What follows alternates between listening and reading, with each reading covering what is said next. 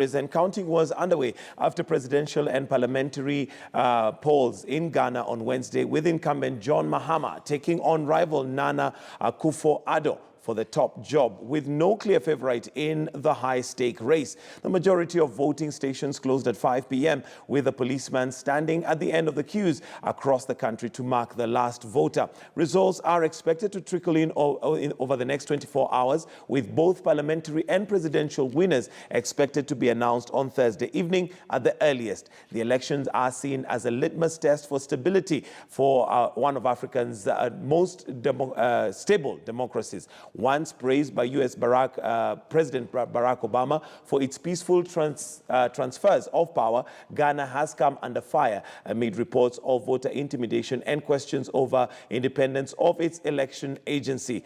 Charismatic John Mahama hopes to win a second four-year term, but veteran opposition leader Akufo-Addo has chipped away at the popularity of the ruling National Democratic Congress Party, focusing on Ghana's sluggish growth and high-profile corruption scandals.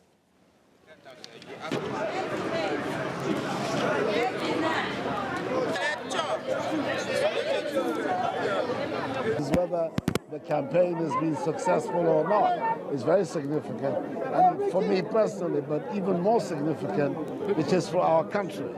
First of all, it's very important that this process goes off efficiently and smoothly and peacefully, so that Ghana continues to maintain this image, a deserved image of being a democracy that takes its democracy seriously. I think that every Ghanaian should exercise their civic responsibility and come out and vote. The destiny of our country depends on it. African Union teams who monitored election booths across Ghana said on Wednesday they were satisfied with the handling of the vote and praised the public for their peaceful behavior.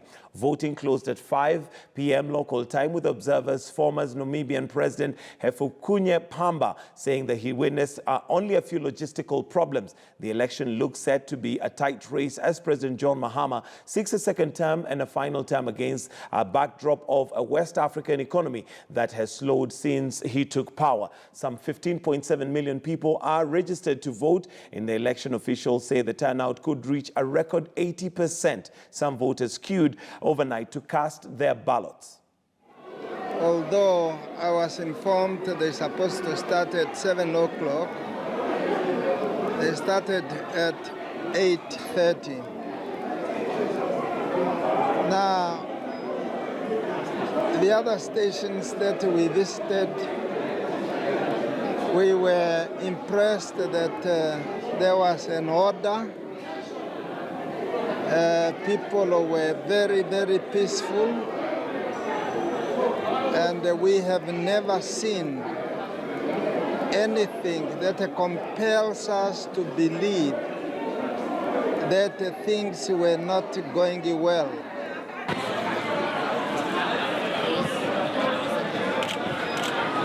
We are, in a way, satisfied with what we have seen, because it's very much in line with the guidelines of elections put up by the AU. And we hope the situation will remain as we saw it, not only here in Accra, but in the whole country. And now would like to cross over to a journalist in Ghana, and that's Sam Ato Aful, who's been following up on the elections. Thank you for joining us this morning. And generally, it looks like it's been a peaceful process so far. Is that what's happening on the ground? Good morning, and greetings from Accra, Ghana. Yes, as you rightly said, so far the elections have been described as very peaceful. We've had one or two isolated incidents of violence, but on the whole, it's been very, very, very, very peaceful. One of the things that also accounted for the peaceful nature of the voting itself was the fact that, in as much as in a few places voting didn't start early, The moment these materials were bought in, voting started. And then also, usually you would have seen very long winding queues at the polling stations. However, the Electoral Commission divided or created extra polling centers at these polling stations. So, for example, where I voted, normally you would have found just one center, but they created 4 in addition to the 1, so it became 5.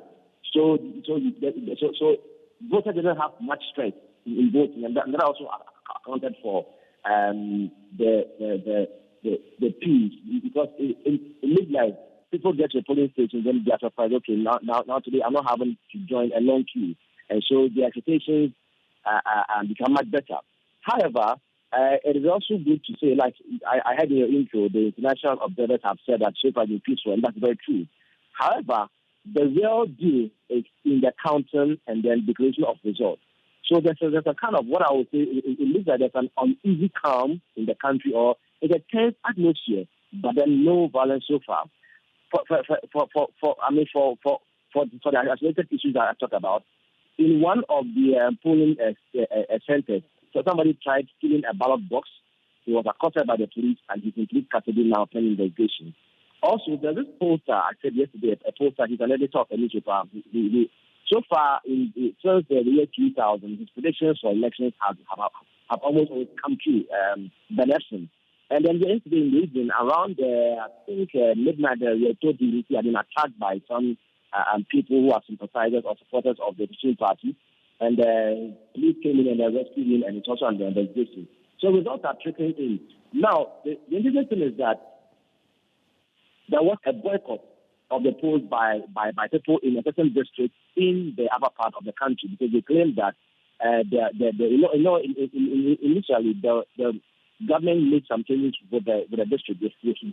More districts were created, and so these were complaining that when their district was split up, they lost the district capital, and so out of anger they decided not to vote. So out of their own, they decided not to vote. And that is a stronghold of the ruling National Democratic Congress.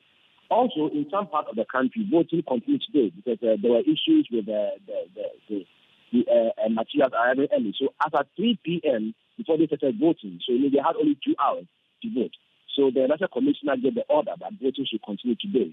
And then in some other parts, voting was extended for 5 hours after the 5 p.m. deadline. So they had to continue voting till 10 p.m.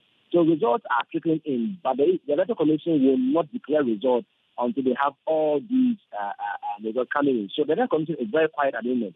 However, the opposition party held a press conference in the night and declared that they had won, because according to them, they had 80% of the results from the 28,992 polling stations, and by their projections, they thought that their candidate had won, and they called on the president for to defeat. Immediately, the National Democratic Congress also held a press conference and condemned the act by the NPP, saying it was unconstitutional and it was sparked violence and all that. So, but the EC is very quiet, so we're still waiting. So results are coming in. But from the provisional results that we're receiving, certain big wigs in Parliament seem to have lost their seats. So, like I said, results are still trickling in we are monitoring. But so far, the atmosphere is calm, quite uneasy, but it's calm. No, like I said, 1 or 2 isolated issues, but on the whole, it's been very calm and very peaceful. All right, Sam Ato, journalist in Ghana, giving us an update there of the presidential election, which has mostly been peaceful. And from what he says, just a few incidences here or there, but they were quickly handled. And apparently they have 80% of the results coming in. But according to their electoral process, they can only announce once they have all the results coming in. So right here on KTN News, we certainly will keep you posted as soon as that has an update. Now, U.S.